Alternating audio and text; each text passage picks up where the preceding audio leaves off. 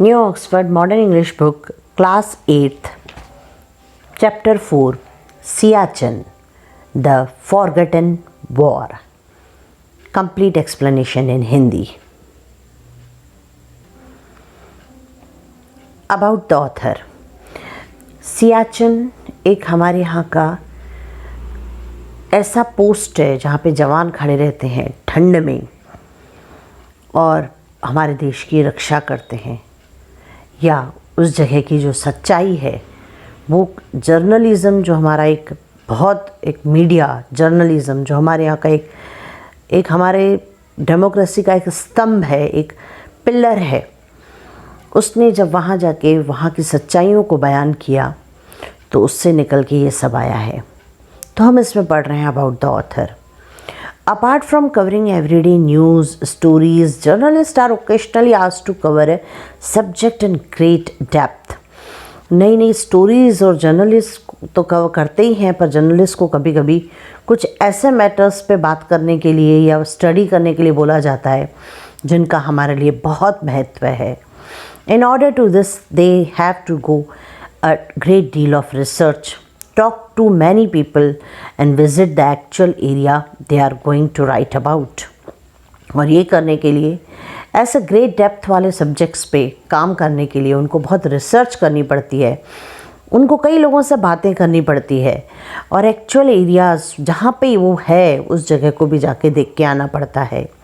In May 1992, a senior correspondent WPS Sidhu and principal photographer Pramod Pushkarna of the India today magazine, ये India today magazine के journalist हैं, उन्होंने travel किया to the remote, यानी बहुत अंदर में जो था स्पॉट, रिमोट स्पॉट यानी देश के बहुत अंदर जाके सामने सामने प्राइम सिटीज़ में नहीं, बहुत अंदर के एरिया में नॉर्थ ऑफ इंडिया में उन्होंने ये फाइंड किया और वहाँ की लाइफ, इंडियन जवान्स जो सियाचिन में खड़े रहते हैं और वहाँ पे अपनी ड्यूटी देते हैं उनके बारे में जाना।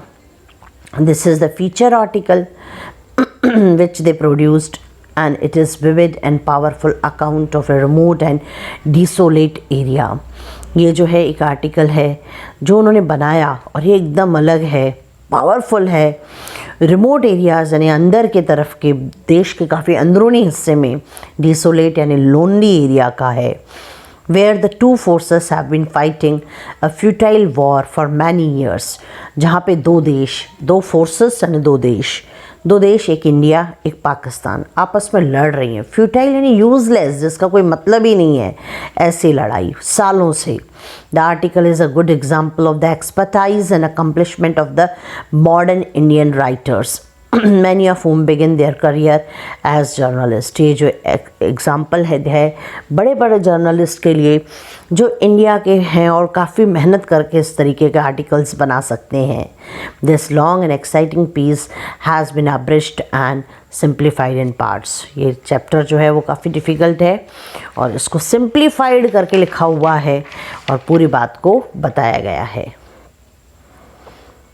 It is a war neither side wants.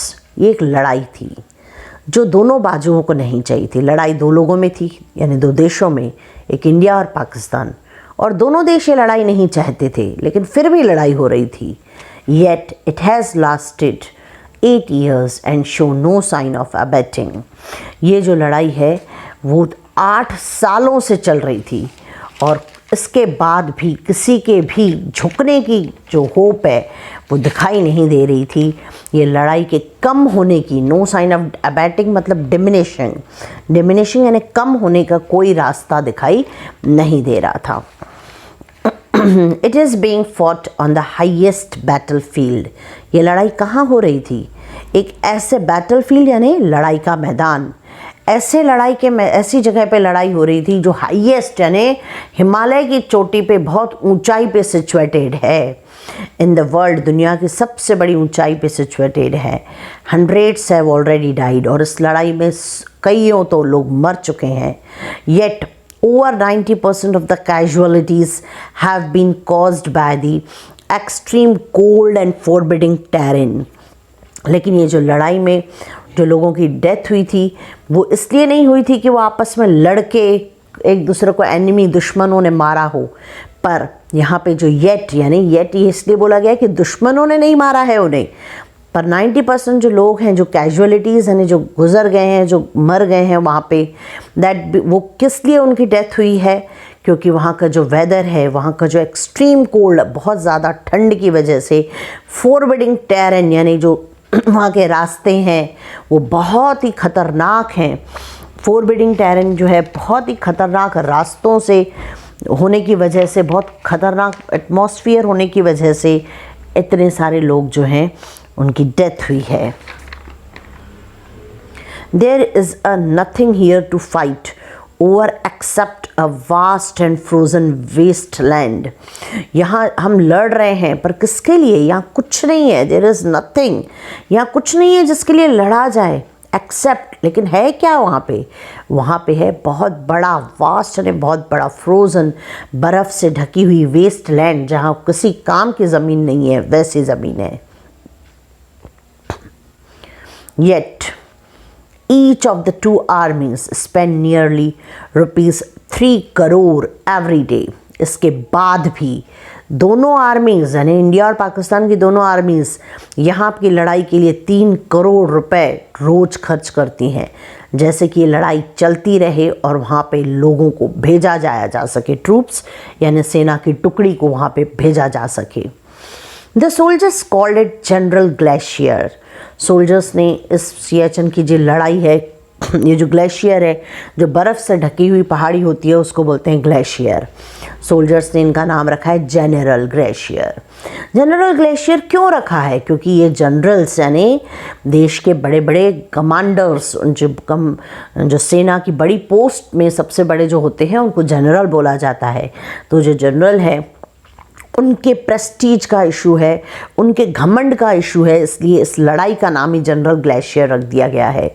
Between the cold, इतनी तेज ठंड में, द जनरल्स जो बड़े सेना के बड़े लोग हैं और जो पॉलिटिकल लीडरशिप है, जो दोनों देशों के पॉलिटिकल नेता हैं, दोनों देशों के, इंडिया और पाकिस्तान दोनों के, उनके प्रेस्टीज का इशू है वहाँ की लड़ाई। The Siachen has snowballed into a diplomatic and military disaster.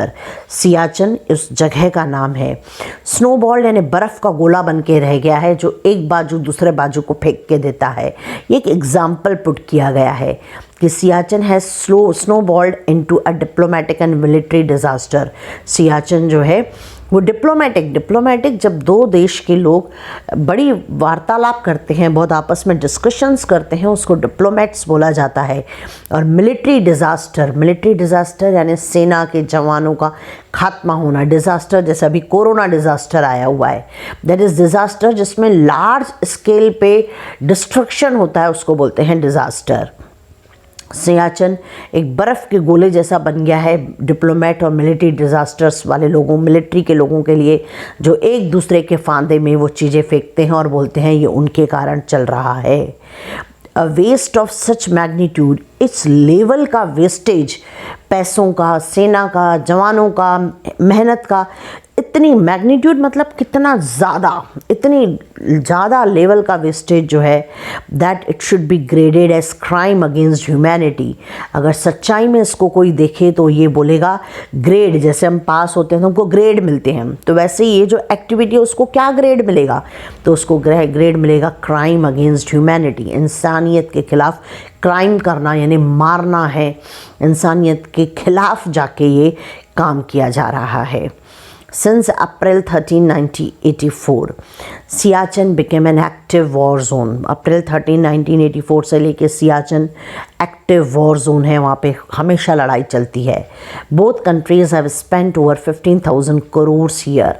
दोनों देशों ने अपने 15,000 करोड़ अपने यहाँ लगा दिए हैं, almost equal to India's entire annual defence budget.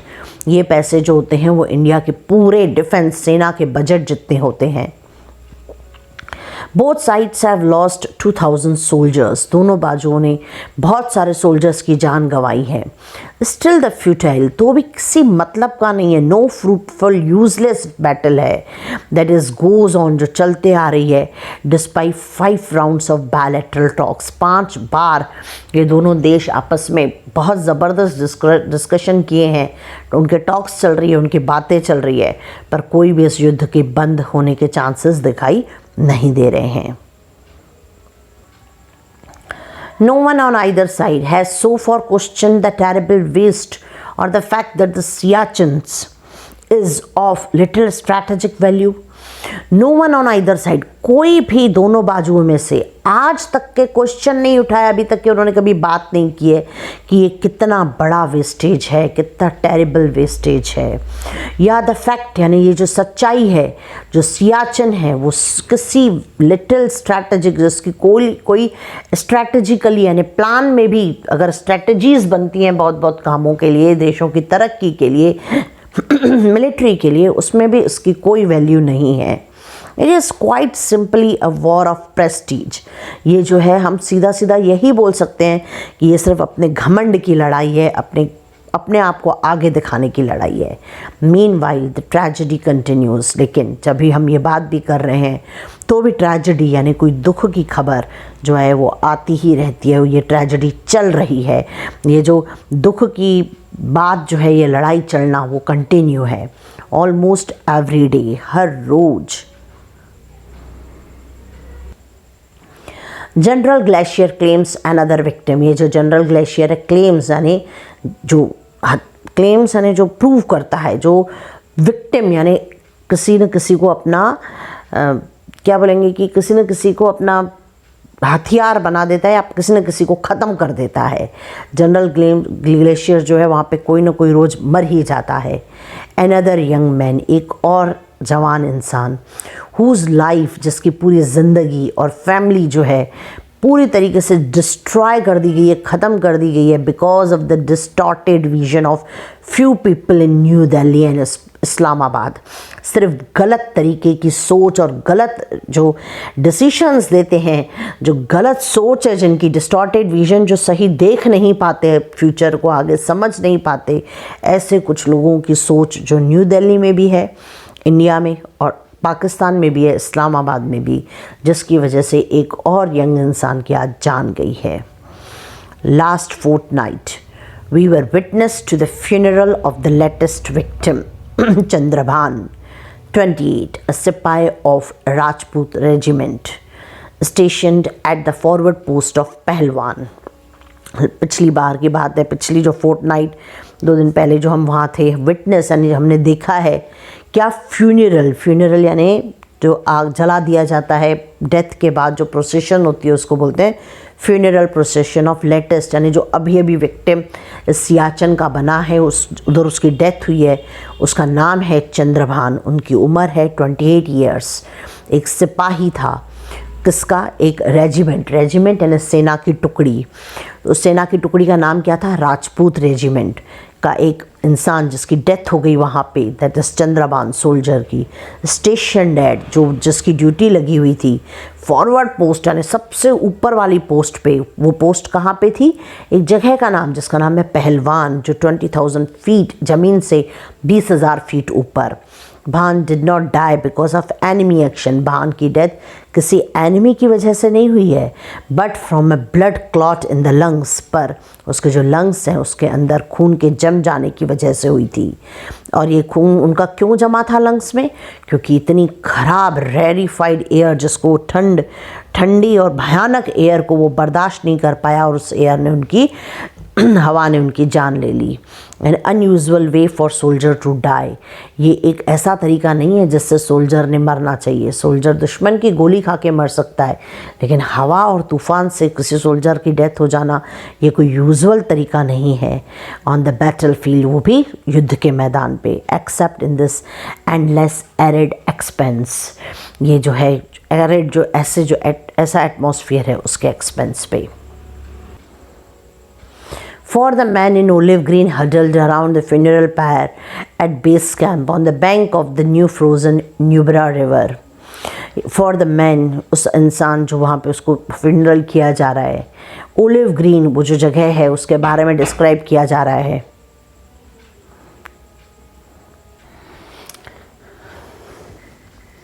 Funeral पैर, फ्यूनरल पैर यानी किसी को जब डेथ जलाया जाता है तो उसकी आग के लिए फ्यूनरल पैर।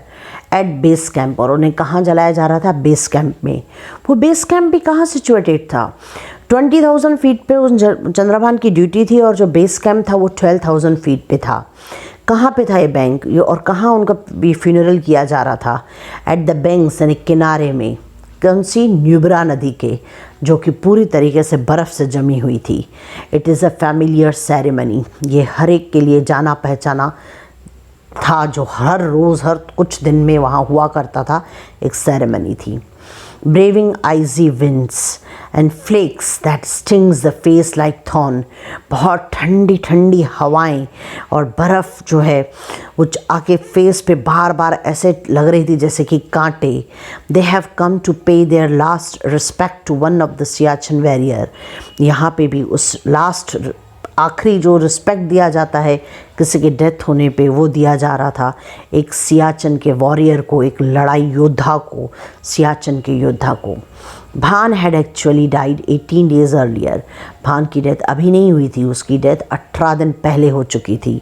His body was laboriously carried down the steep snow covered slope to Zulu, उनकी जो बॉडी है वो बहुत मुश्किल से, लेबोरियसली यानी बहुत मुश्किल से नीचे 20,000 फीट से 12,000 फीट तक के लाई गई थी। एक स्टीप यानी बहुत गहरी, ऐसे एकदम जैसे एकदम ऐसे गहरी होता है, जैसे स्टीप एकदम गहरी जो जिसको बोलते हैं स्टीप घाटी होती है, वो स्नो कवर्ड स्लोप, ये यहाँ पे पूरी स्नो कवर, यहाँ से अगर कोई गिरे तो स्टीपली आके नीचे गिरेगा ऐसे स्लोप पे।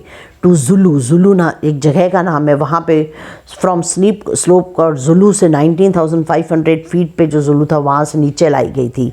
The only post in the area with helipad, वही एक जगह थी। पोस्ट यानी जो जवान होते हैं वो जिस जगह पे खड़े रहने के लिए कुछ टाइम में हॉल्ट के लिए जो जगह चूज़ करते हैं या परमानेंट या टेम्पररी शेल्टर्स बनाए जाते हैं उसको बोलते हैं पोस्ट। यही जुलू एक ऐसा पोस्ट था उस एरिया में जहाँ पे हेलीपैड था, जहाँ पे हेलीकॉप्टर उतर सकते थे। Wrapped in his sleeping bag, उनकी बॉडी जो थी वो लपेटी हुई, रैप्ड एंड लपेटी हुई थी स्लीपिंग बैग में। भांस बॉडी ले इन द लोकल मंदिर, भांस बॉडी को एक लोकल मंदिर में रखा गया था जो कि बना हुआ था, constructed from Jerry can say बने हुआ था। Waiting for the weather to clear, उनको वहाँ रख दिया गया तब तक के जब तक कि मौसम साफ़ नहीं हो जाता। इवेंचुअली द पायलट्स, लेकिन ज़्यादा मौसम साफ़ नहीं हो पाया और जो पायलट्स थे उन्होंने, पायलट कहाँ के, ऑफ 66 एयर ओपी स्क्वाड्रन, ये प्लेन का नाम है 66 एयर ओपी स्क्वाड्रन के जो पायलट्स थे, उन्होंने बहुत हिम्मत दिखा के गस्टी टेल विंड्स, तेज़ खतरनाक हवाओं में जिनकी स्पीड थी 60 किलोमीटर पर आवर, ऐसी तेज़ हवाओं में, और अपने एक जो उनका एयर हेलीकॉप्टर था जिसका नाम था चीता, उसको लेके जाके एक नैरो बहुत पतली सी जगह पे खड़ा किया और भान की बॉडी को लेके आया गया। स्नो कवर्ड हेलीपैड, एक बर्फ़ से कवर हुए हेलीपैड पे जैसे तैसे नैरो से हेलीपैड पे उन्होंने हिम्मत करके उधर और हेलीकॉप्टर को उतारा। The Bhan's body prove to be too big for the Cheetah, Bhan की जो हाइट थी वो बहुत ज़्यादा थी, उसमें उनकी बॉडी को नहीं रखा जा पा रहा था, उस चीता हेलीकॉप्टर में रख पाना पॉसिबल नहीं था। So his legs to be broken to ferry it to base camp, इसलिए उनके पैरों को तोड़ दिया गया, उनकी बॉडी से अलग कर दिया गया, जैसे फेरी यानी उड़ा के लेके आ सकें बेस कैंप तक के। Bhan's widow will get only an urn of her husband's ash, जो भान हैं उनकी विडो को क्या मिलेगा? सिर्फ एक बर्तन, एक अर्न, एक लोटा जिसमें बोलते हैं, जिसमें अपन राख को रखते हैं, ऐश मतलब राख, उनकी बॉडी की राख ही मिलेगी, और भान के रिबन्स जो जवानों को दिए जाते हैं, शी इज़ फॉर्चुनेट, तो भी वो किस्मत वाली है। Many other want even get that, कईयों को तो वो भी नसीब नहीं होता। The bodies of their man folk who were trapped in the crevasses, buried under avalanches or lost in blizzards have never been recovered. कई ऐसे लोग हैं, कई ऐसे जवान हैं जिनके शरीर, जिनकी बॉडी जो मर जाते हैं गिर के खाइयों में। जैसे ये पहाड़ है एक, ये दूसरी पहाड़ है, तो यहाँ इस एरो में गिर गए और नीचे खाई में जाके गिर पड़े। ऐसे क्रेवेसिस में जिसको बोलते हैं, या फिर ऐसे दरारें होती है ज़मीन के अंदर, ज़मीन में बहुत बड़े बड़े क्रैक्स होते हैं, जैसे बर्फ़ है यहाँ पे दो बीच में क्रैक है और कोई इसमें फिसल के नीचे गिर गया। तो क्रेवेसिस यानी क्रैक और the fissures on the snow land पे, वहाँ पे गिर जाना, जिसकी वजह से, या बरीड अंडर एवेलेंचेस में बरीड हो जाना, ख़त्म हो जाते हैं। जो क्रेवेसिस तो हो गया क्रैक और फिशर इन द ग्लेशियर, और एवेलेंचेस को बोलेंगे तो अ लार्ज मास और बॉडी ऑफ स्नो और आइस स्लाइडिंग डाउन अ माउंटेन साइड और फॉलिंग डाउन अ प्रेसिपिटेट। एवेलेंचेस यानी क्या होता है, जैसे ये जवान हैं इस पहाड़ी पर से ऐसे जा रहे हैं, इस जगह पे हैं, ऊपर से बर्फ़ आके तूफ़ानी बर्फ़ इनके ऊपर गिरी और इनकी वहीं पे ही डेथ हो गई, जिसको हम बोलते हैं बर्फ़ पहाड़ का टूटना, बर्फ़ीले पहाड़ का टूट के आके उन पे गिरना। ब्लिज़ार्ड यानी बर्फ़ीले तूफ़ानों में ख़त्म हो जाना और फिर वो कभी मिल नहीं पाते। Have never been recovered. All these men have succumbed in army's longest running military operation. ये सभी लोग जो हैं वो मर जाते हैं किसमें, जो आर्मी का सबसे बड़ा, आज तक का सबसे बड़ा मिलिट्री का ऑपरेशन, मिलिट्री जो भी वर्क कैरी करती है उसको मिलिट्री ऑपरेशन बोलते हैं। सिंस इंडिपेंडेंस जो हुआ है उसमें ये सब लोगों की डेथ हो जाती है, और इस ऑपरेशन का नाम है ऑपरेशन मेघदूत। इसका ऑब्जेक्टिव क्या है, ये क्यों किया गया? To preempt Pakistani intrusion, Pakistani को अपनी सीमा में नहीं आने देने के लिए, into the Siachen glacier, Siachen glacier में वो ना आ पाएँ। To asserts Indian right, India के अधिकार को बनाया रखा जा सके उस एरिया में, ceded by Pakistan to China, क्योंकि ये सोचा जाता है कि पाकिस्तान और चाइना इसी जगह पे साथ में मिलके कोई मिलिट्री ऑपरेशंस कर सकते हैं। But that no longer makes strategic sense, पर इसमें कोई स्ट्रैटेजिकल सेंस दिखाई नहीं देता, इसमें कोई देश की स्ट्रैटेजी, कोई प्लान दिखाई नहीं देता। The official Indian position harps on the military advantage of holding the height of Saltoro. हमारी जो इंडिया की पोजीशन है उसको काफ़ी मिलिट्री एडवांटेजेस हैं, हमारी दूसरी जगह पे भी इतना सब कुछ है कि वहाँ से कोई आ न सके, तो इतना ऊपर हाइट पे हमारा एक पोस्ट होने की ज़रूरत नहीं है। Says major general J S. Dhillon, ये एक बहुत बड़े मेजर जनरल हैं जे.एस. ढिल्लोन, उनका बोला गया है, उन्होंने बोला है the divisional commander at Leh, और ये जो हैं वो डिविजनल कमांडर थे, ये एक पोस्ट होती है मिलिट्री की लेह में। The Nubra valley just below the Siachen, Siachen के नीचे एक जगह है जिसका नाम है Nubra valley, is the only place, एक ऐसी जगह है जहाँ पे चाइना और पाकिस्तान मिल सकते हैं, मिल के इंडिया पे अटैक कर सकते हैं। इज़ द ओनली प्लेस जहाँ पे चाइना कैन कोलैबोरेट, जो मिल के इंडिया पे अटैक कर सकते हैं। ये एक बहुत बड़े कमांडर का बोलना है। प्योर हॉगवॉश सीज स्ट्रैटेजिस्ट, प्योर हॉगवॉश मतलब फुलिश टॉक, ये पूरी तरीके से एक फुलिश टॉक है, ये स्ट्रैटेजिस्ट का बोलना है। गिवन द प्रेजेंट रैप्रोचमेंट, अगर हम रैप्रोचमेंट मतलब री एस्टैब्लिशमेंट ऑफ कॉर्डियल रिलेशन, कई ऐसे कॉर्डियल रिलेशंस की बात है। रिप्रोचमेंट का मतलब होता है दो देशों के बीच में अच्छे रिलेशंस बनना। कई दो देशों के अच्छे रिलेशंस यानी चाइना और पाकिस्तान के अभी अभी बने अच्छे रिलेशंस का हवाला देके ये बोला जाता है कि सियाचिन ज़रूरी है।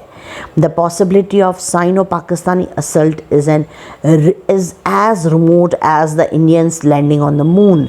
ये बड़े बड़े लोगों का ये बोलना है कि ये पॉसिबिलिटी कि इंडिया साइनो पाकिस्तानी, मतलब इंडिया पाकिस्तान और China, Sino Pakistani means Pakistan और चाइना, ये दोनों मिलके हम पे हमला करें, असल्ट करें, हम पे हमला करें, असल्ट मीन्स हमला, ये उतना ही पॉसिबल नहीं है जितना कि एक इंडियन जो है वो मून पे अपना जाके पैर रखें। यानी इंडिया को जैसे मून पे जाने के लिए बहुत मुश्किल डिफ़िकल्ट है, उतना ही डिफ़िकल्ट है पाकिस्तान और चाइना का मिलके उधर से लड़ाई करना। Beside the nearest stretch of Karakoram, Karakoram एक पहाड़ी का नाम है हिमालय की, जो सामने एक बहुत बड़ी पहाड़ी है कोराकोरम की, कोराकोरम हाईवे है वहाँ पे, that is 105 kilometre from Siachen. ये जो कोराकोरम का हाईवे है वो 105 किलोमीटर दूर है, बना हुआ है सियाचन से, एंड द हैवीली ग्लेशिएटेड, इस पर भी बहुत बर्फ़ रहती है, एंड रूट इज़ अनयूजेबल, वो रास्ता जो है वो भी इतना बर्फ़ से ढक जाता है कि वो यूज़ करने के लायक नहीं बचता। Yet the Indian Army chose to permanently station over 2,000 men all along the 110 kilometre long actual ground position line.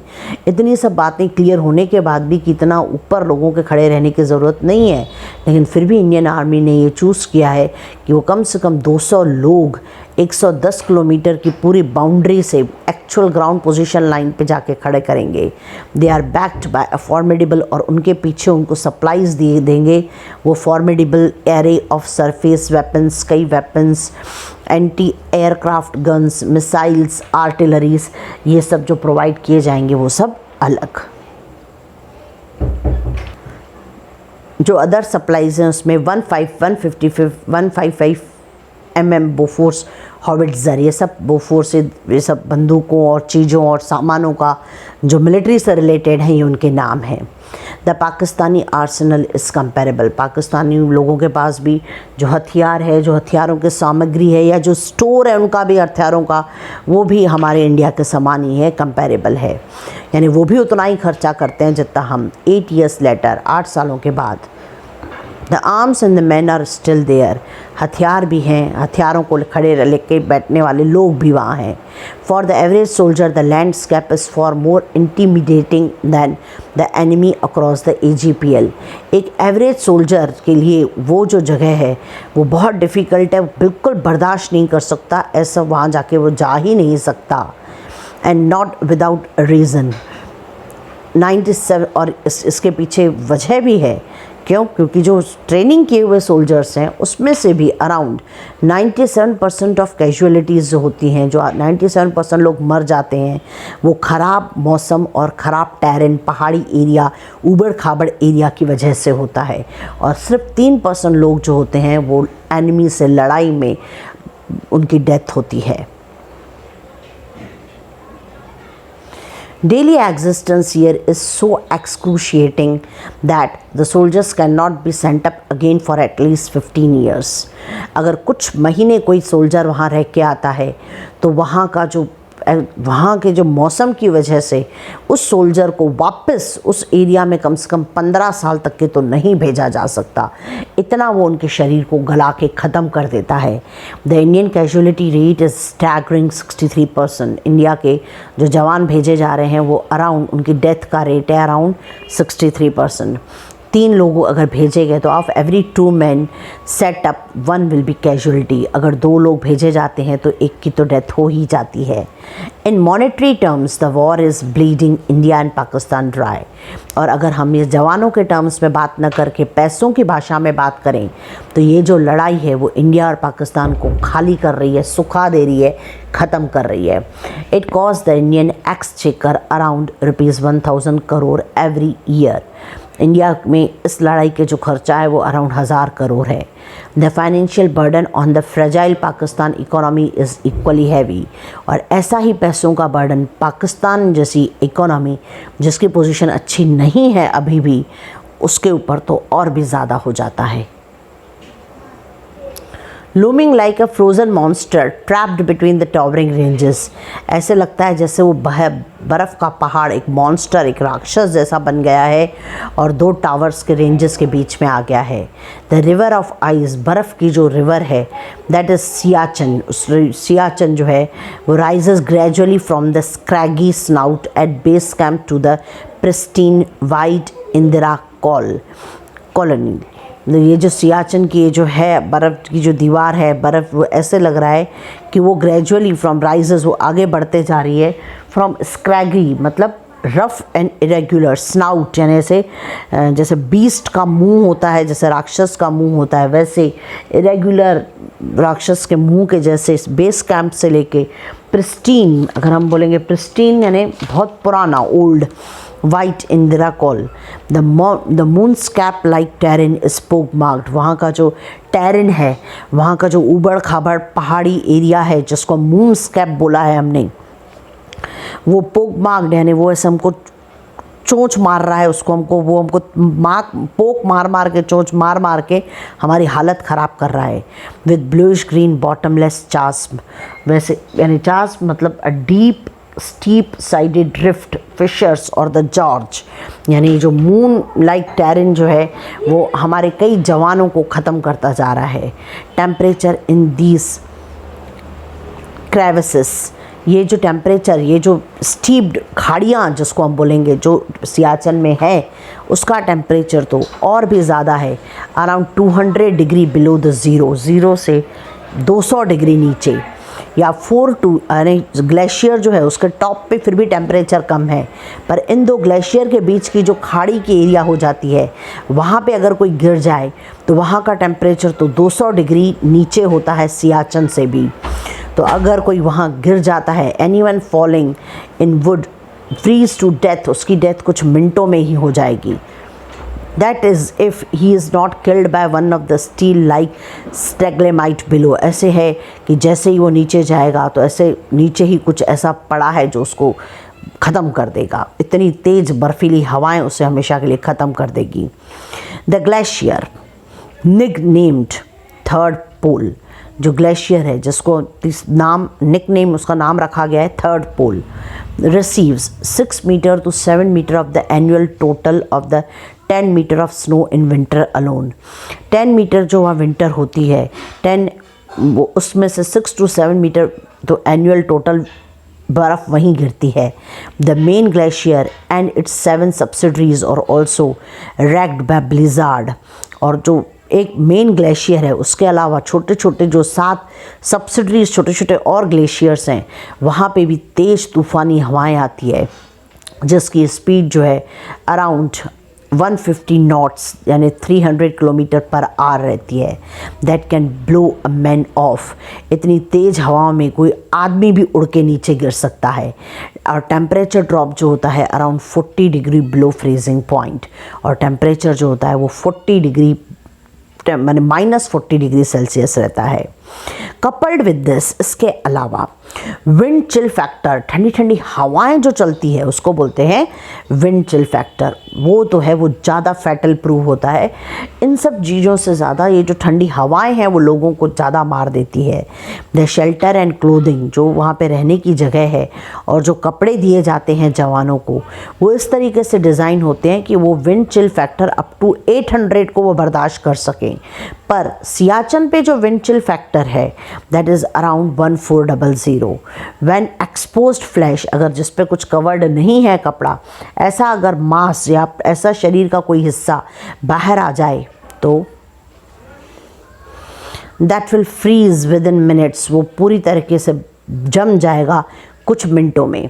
It often goes up to 2000, कभी कभी तो ये टेम्परेचर 2000 विंड चिल फैक्टर 2000 और कभी कभी तो ऑल टाइम हाई 3000 तक भी पहुंच जाता है। इन सच एन एक्सट्रीम इन्वायरमेंट, इतने ख़तरनाक एक्सट्रीम इन्वायरमेंट जिसको इंसान झेल नहीं सकता, normal life is virtually impossible, normal life रह पाना वहाँ पे एक तरीके से पॉसिबल ही नहीं है, बिकॉज ऑलमोस्ट एवरीथिंग फ्रीजेज सॉलिड, जो भी चीज़ लेके जाते हैं वहाँ पे वो जम के सॉलिड बन जाती है। ओनियंस, प्याज को काटना, it is too hard to cut, अंडे इतने जम जाते हैं कि it will become rock and can not even be broken, उसको तोड़ा नहीं जा सकता। मोस्ट टूथपेस्ट, सारी की सारी टूथपेस्ट एक्सेप्ट सिर्फ जेल टूथपेस्ट को छोड़ के, can not B squeezed out, उसको निकाल के हम ट्यूब से बाहर नहीं निकाल सकते, वो जम जाती हैं। Chocolate becomes as hard as steel plate, chocolate तक खा नहीं सकते, वो स्टील प्लेट जितने हार्ड हो जाते हैं। Metal in the human skin becomes so chilled that when a jawan tries to load his gun, the bullet stick to his gloveless hand. Metal बोलो या जैसे बंदूकें वगैरह मेटल की बनी हुई रहती हैं, और इंसानी चमड़ी भी इतनी ज़्यादा ठंड से जम चुकी होती है कि अगर कोई जवान उस बंदूक को लोड करे यानी गोली के लिए लोड करनी पड़ती है बंदूक, अगर वैसे करे तो जो बुलेट है, जो गोली है, वो अगर उसके ग्लोवलेस हैंड पे चिपक जाए और वो उसको निकालने की कोशिश करे तो उसकी स्किन भी वहाँ से छिल के, जैसे कि आलू से छिलका निकल आता है, वैसे निकल आती है. Soldiers who have stayed on the Saltoro peaks during winter confess that they were never entirely warm. जो सोल्जर सॉल्टोरो पीक्स पे कुछ टाइम बिता के आए हैं, जब उनसे पूछा जाता है या उनसे बात की जाती है तो वो बोलते हैं इस वापस आने के बाद वो ज़िंदगी में कभी गर्मी को महसूस ही नहीं कर पा रहे हैं. According to doctors on an average day, doctors के हिसाब से एक एवरेज दिन पे at least one patient has to be evacuated immediately from the glacier और ही मे डाई. एक पेशेंट को वहाँ से इमीडिएटली निकाल देना चाहिए, नहीं तो उनकी डेथ हो सकती है. You can tell the greenhorns from the glacier scattered veterans at the base camp itself. ये जो है वहीं के लोगों की बातें हैं. They talk in hushed tone, वो छुपी थोड़ा घबरा के बोलते हैं. Of the devastating Pakistanis cannon fire on their exposed position. जो पाकिस्तानी जो कैनन्स हैं वो उन पोजीशंस पे गोली भी चलाते हैं. Of hidden crevasses that swallow man alive, यानी वो ऐसी जगह पे उनको पता है वो कहाँ से जाएंगे, इस जगह पे गोली चलाते हैं कि उन दरारों में लोग गिर जाएं और हमेशा के लिए ख़त्म हो जाएं. Of crippling frostbite of vertical walls of ice 5 times as high as the Qutub Minar. वो जो बर्फ़ से बनी हुई बड़ी बड़ी चिकनी दीवारें होती हैं वो 5 गुना ज़्यादा लंबी और बड़ी वर्टिकल वॉल्स होती हैं, कुतुब मीनार से भी 5 गुना बड़ी. एंड ऑफ स्ट्रेंज अफ्लिक्शन, एक अजीब सा अफ्लिक्शन रहता है, which fills the lungs with the fluid, और इतनी ज़्यादा ठंड है कि जो लंग्स के अंदर ही पानी जमा देती हैं और बड़े से बड़े हेल्दीएस्ट मैन को बीमार करने की ताकत रखती हैं. Those who return alive from the forbidding heights, और जो भगवान की कृपा से वहाँ से बच के आ जाते हैं इतनी ख़तरनाक हाइट से, लुक एज दो, उनको देखो तो ऐसा महसूस होता है as they have taken a peel into hell, जैसे कि एक जंप लगा के नरक से वो बाहर निकले हैं. डार्क, एकदम काले हो चुके, हैगर्ड फेस, ऐसे अजीब से हुए फेसेस. उनकी स्किन उनके शरीर को छोड़ रही रहती है, स्किन के छिलके निकल रहे रहते हैं. लंबे लंबे बाल जिनको बिल्कुल ध्यान नहीं रखा गया है. फ्लोइंग बियर्ड, उनकी बहुत बड़ी दाढ़ी. फिल्थी, गंदी, मैली uniform that would shame any self respecting soldier, उसको देख के नहीं लगता कि ये कोई सोल्जर है.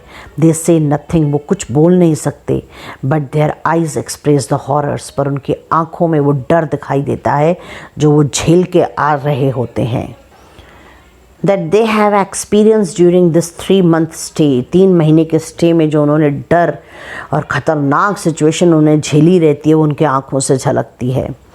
Housed in corrugated tin shades at the base camp, जो हाउस हैं वो टिन शेड्स से बने हुए रहते हैं. द सियाचिन बैटल स्कूल, ये जो लोग हैं जो वहाँ जाते हैं उनको पहले ट्रेनिंग दी जाती है और जहाँ उनको ट्रेनिंग देती है उसको बोलते हैं सियाचिन बैटल स्कूल. उस जगह पे उनको ट्रेनिंग मिलती है. Is responsible for training the man to survive on the glacier, उनकी ट्रेनिंग की वजह से ही लोग उस ग्लेशियर पे सर्वाइव कर सकते हैं. ड्यूरिंग द इनिशियल डेज, जब ये ट्रेनिंग शुरू होती है तो शुरू के दिनों में the glacier novice accustom themselves to their special snow clothing, जो लोग हैं उन वैसे ग्लेशियर अकस्टम स्नो क्लोथिंग उनको सब सिखाया जाता है. Glacier novice accustom themselves to their special snow clothing, उनको सब बिना कपड़ों के वहाँ पे ग्लेशियर में खड़े रहने की ट्रेनिंग दी जाती है या उस तरीके के स्नो क्लोथिंग में उनको रहना सिखाया जाता है. The school uses the glacier snouts as an open classroom, ये जो ग्लेशियर के जो कुछ हिस्से जो उन्होंने बनाए हुए रहते हैं वो एक ओपन क्लासरूम के जैसे यूज़ किए जाते हैं कि जो नए आने वाले एंट्रेंट्स रहते हैं टू क्रेवैसेस, उनको क्रेवैसेस क्या है, बर्फ़ की दीवारें क्या होती है, बर्फ़ की गुफाएं कैसे होती है, कैसे वो बनाई जाती है, ये सब उनको बताया जाता है। ऑन अ टिपिकल मॉर्निंग, अगर एक टिपिकल मॉर्निंग की बात करें, a line of infantry man, कई लोग जो इसमें सीखने आए हुए रहते हैं, उनको पहले snow white, wearing the snow white, उन्होंने पूरा वो कपड़े पहने हुए रहते हैं, और wind sheeters snake their way to the snout at a brisk pace for their baptism of ice. जो नए, एक टिपिकल मॉर्निंग पे जो नए लोग, इन्फेंट्री मैन यानी नए लोग जो वहाँ सीखने के लिए ट्रेनिंग लेने आते हैं, तो वो स्नो वाइट विंड शीटर में जाते हैं और धीरे धीरे ब्रिस्क पेस पे अपनी स्पेस धीरे प्रॉपर स्पीड में इस तरीके से बर्फ़ में एंटर करते हैं जैसे कि बैप्टिज़म ऑफ आइज, यानी बैप्टिज़म एक सेरेमनी होती है चर्च में। जब कोई उस चर्च में बड़ी पोजीशन या वो एंट्री लेता है तो उसके ऊपर ऐसे जल का छिड़काव किया जाता है। तो शुरू में तो वो बर्फ़ में ऐसे एंटर करते हैं जैसे पहली बार कुछ एंटर कर रहे हैं। The desolate glacier comes alive with the sound of instruction, उसको उस ग्लेशियर में अंदर लॉनली में एंटर करो, ये इंस्ट्रक्शंस देते हैं। जो उनके ऑफिसर्स होते हैं वो उनको ज़ोर ज़ोर से इंस्ट्रक्शंस देते हैं। स्टूडेंट्स अंदर जाते हैं इस तरीके से, स्टूडेंट ब्रीदिंग हैवीली, अंदर जाके पहले तो बर्फ़ में वो सांस ही नहीं ले पाते हैं, वो ज़ोर ज़ोर से ब्रीथ करते हैं। As they hang on sheer ice wall, ऐसे लगता है जैसे किसी ने उनको उस बर्फ़ की दीवारों पर लटका दिया है। And the chip way at the unyielding eyes, और वो अपना रास्ता निकालने की कोशिश करते हैं उस बर्फीली बर्फ़ में। ओवर द नेक्स्ट 3 वीक इस तरीके की बर्फीली ख़तरनाक ट्रेनिंग से गुजरने के बाद जो फूट सोल्जर्स जो हैं वो थोड़े एक्सपर्ट हो जाते हैं। वो अलग अलग टाइप के उनको गठाने, नॉट्स यानी गठाने बांधना आ जाती है, रस्सियों को फिक्स करना बर्फ़ की दीवारों में उनको आ जाता है। Scrambling over the vertical wall पे कैसे चलना आ जाता है उनको, और बर्फ़ की केव्स, बर्फ़ की गुफाएं बनाना भी उनको सिखाया जाता है।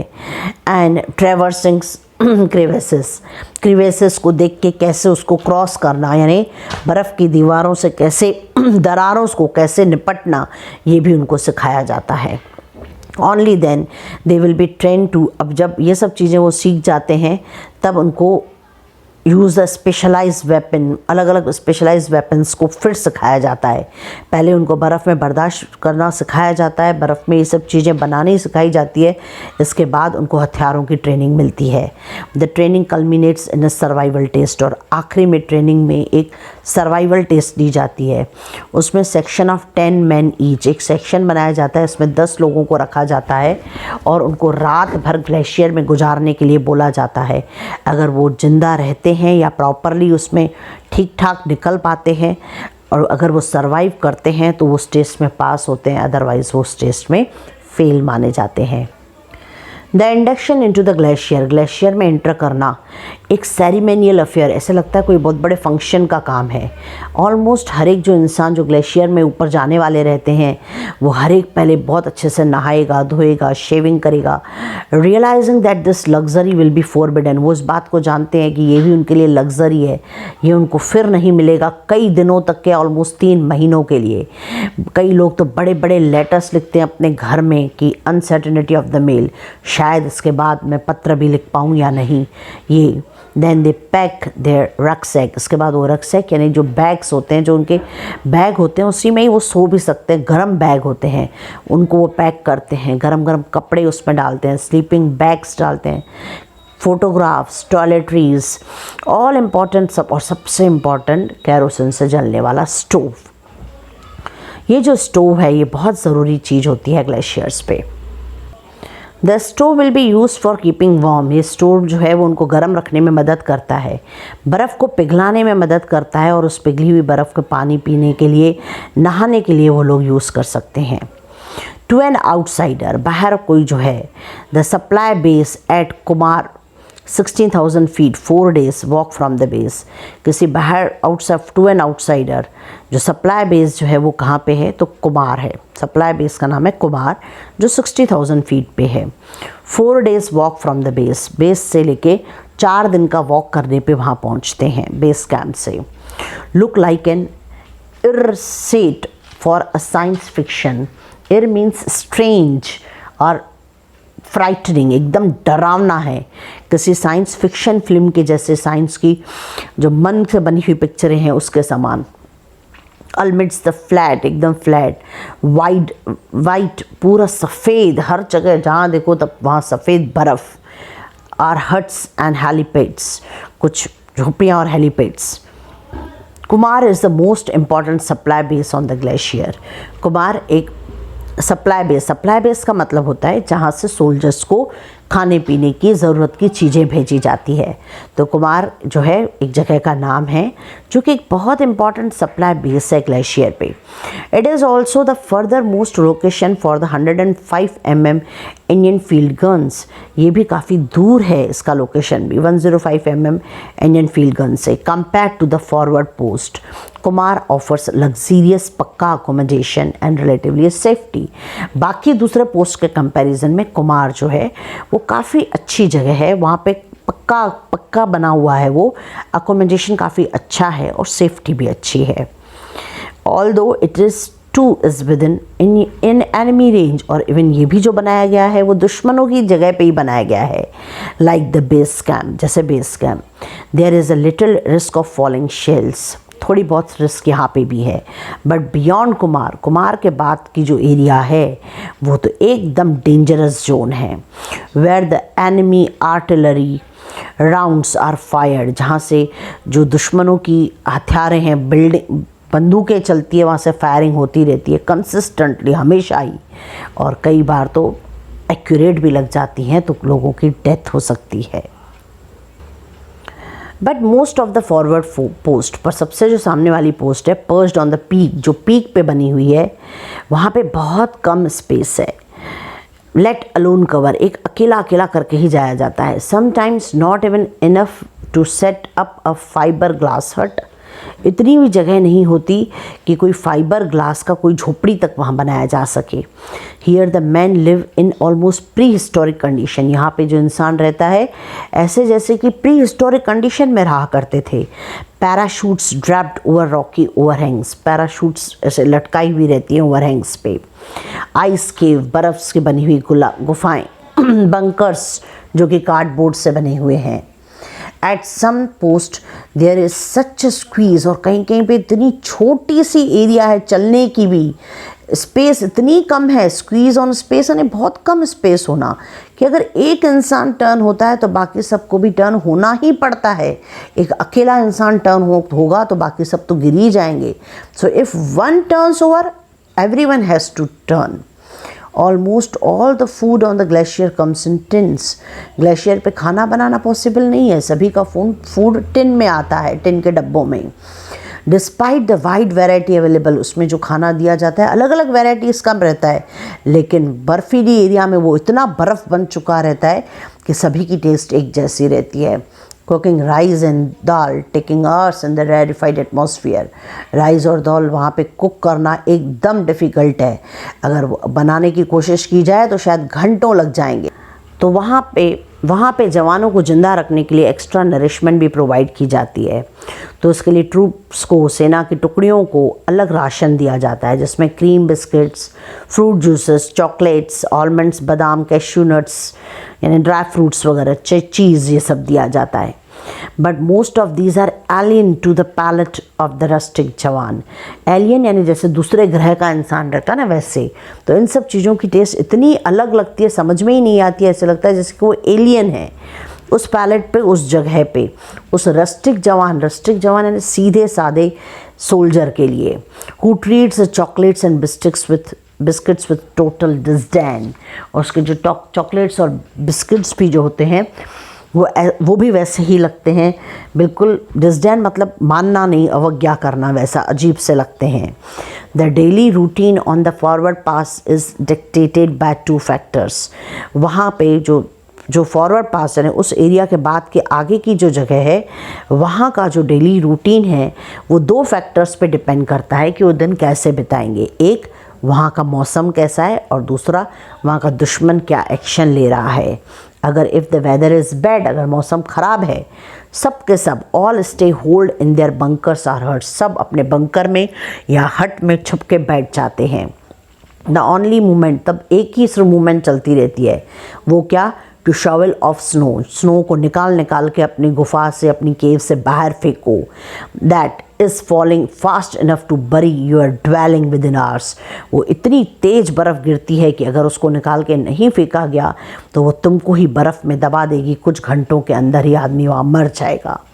There is virtually no link with the outside world, वहाँ पे किसी से कोई लिंक, किसी से कनेक्शन नहीं होता। As far as you know you could be the only person on this planet, तुमको ऐसा लगेगा कि तुम अकेले ही उस प्लानट के रहने वाले हो। द रेडियो है एक ऐसा source, the only source of entertainment, apart from magazines भी रहती हैं। सिंपली गोज़ ऑफ, वो चलता है लेकिन कभी भी बंद हो जाता है।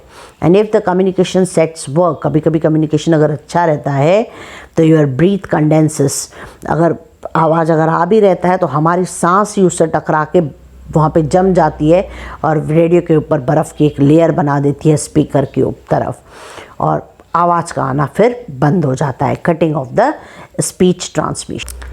इन क्लियर वेदर, साफ मौसम में, द मैन आर ओवरवर्क्ड, लोग जो हैं वो बहुत, उनके लिए काम और बढ़ जाता है। कैसे? First repairing the damage caused by the last storm, जो पिछली बार तूफान आया था उसने जो जो डैमेज किया था उसको रिपेयर करना। Then carting the supplies to the forward post, जो हमारे पोस्ट के आगे वाली पोस्ट है वहाँ तक खाने पीने की चीज़ें पहुँचाना। Since the routes to many of them are under Pakistani observation, और सारे के सारे रास्तों पे पाकिस्तानी लोगों की नज़र रहती है। Supply links of 10 men carrying just around 10 kg on their backs, उसमें 10 लोगों की एक एक टुकड़ी बनाई जाती है जो अपने पीठ पे 10 किलो का सामान लेके आगे जाते हैं, और उनको भी रात के टाइम पे चलना पड़ता है। Move at night, trudging carefully, ध्यान देते हुए, पूरे ध्यान से, अंडर स्टारलाइट में, trying to keep along the path dotted with the markers, और रास्ता आगे बनाते हुए चलना पड़ता है सामने मार्कर्स को फेंकते हुए। Sticking up through the knee deep snow, और जो बर्फ़ रहती है वो घुटनों तक के आई हुई रहती है। देयर पेस इज़ एगोनाइजिंगली स्लो, और उनको अपनी स्पीड बहुत ही धीरे रखनी पड़ती है, नहीं तो उनकी जान पे बनाती है। Equipments also succumbs to environment, equipments जो चीज़ें लेके जाते हैं वो भी उस एनवायरनमेंट में ख़त्म हो जाते हैं, ख़राब हो जाते हैं। Radio sets pack up, radio sets ख़राब हो जाते हैं। Cables crumble to dust, cables भी ख़त्म हो जाती हैं। पर्सनल वीपन्स फ्रीजेस, कई हथियार फ्रीज हो जाते हैं। The weapons and other large pieces of equipment that can not be used or not brought down, कई जो वेपन्स हैं और कई ऐसे ऐसे इक्विपमेंट जो ख़राब हो जाते हैं उनको वापस तो लाया ही नहीं जाता। They are simply dumped into the bottomless crevasses, सिर्फ उनको फेंक दिया जाता है उन दरारों में जो बर्फ़ की पहाड़ों पे बनी हुई रहती है। Making this the most wasteful battle field, हम ये बोल सकते हैं कि ये जो लड़ाई का मैदान है वो सबसे नुकसानदायक, किसी काम का नहीं बैटल फील्ड है। Siachen veterans are unanimous that India which dominates the heights and has, Siachen veteran जो है यूनानिमसली हम ये बोलते हैं कि इंडिया का है, इंडिया हाइट्स पे डोमिनेट कर रही है।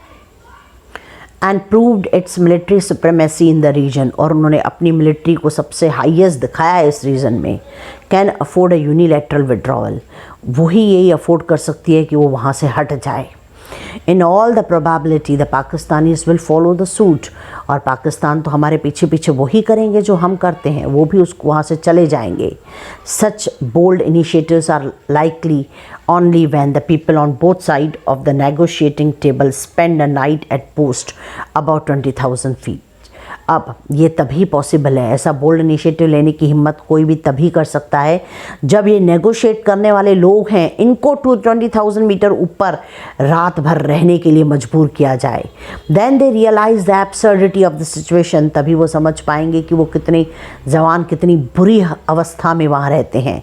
But if they continue to make fleeting visits, और अगर हाँ वो सिर्फ हेलीकॉप्टर से चल के विजिट करते हुए आएंगे एंड स्कॉन्ड इन द हेलीकॉप्टर, छुप के दब के हेलीकॉप्टर में बैठ के ऑक्सीजन अपने मुंह पे लगा के, the ridiculous war will continue, ये बिना किसी काम की लड़ाई हमेशा चलती रहेगी। The greater tragedy is that These men are engaged in a war that defies all reason. लोग सबसे बड़ी ट्रेजेडी ये है कि जो भी लोग इसमें लगे हुए हैं उनको समझ में नहीं आता वो यहाँ क्यों हैं। एक साइकोलॉजिकल जब स्टडी कंडक्ट की गई उन लोगों पे, दे हियर रिवील्स, तब ये समझ में आया कि सोल्जर हमेशा एक ही क्वेश्चन पूछते हैं कि वो क्यों इधर हैं। There presence here the only ones who do not, और जो ये क्वेश्चन नहीं पूछते हैं सिर्फ वो ही लोग होते हैं जो कि मर चुके रहते हैं, या फिर इन जो वो है दरारें बनी हैं बर्फ़ की जिसमें अंदर आदमी मर जाता है, बरेड इन द क्रिवैसेस में, जो बरेड हो जाते हैं वो ही ये सवाल नहीं पूछते, और वो हमेशा के लिए जो इटर्निटी जो ऊपर चले जाते हैं सिर्फ वो ही ये सवाल नहीं पूछते। In the frozen coffin that is Siachen. तो हम ये बोल सकते हैं कि सियाचिन एक कॉफिन है, एक कब्र है जवानों की, इसके सिवा और कुछ नहीं।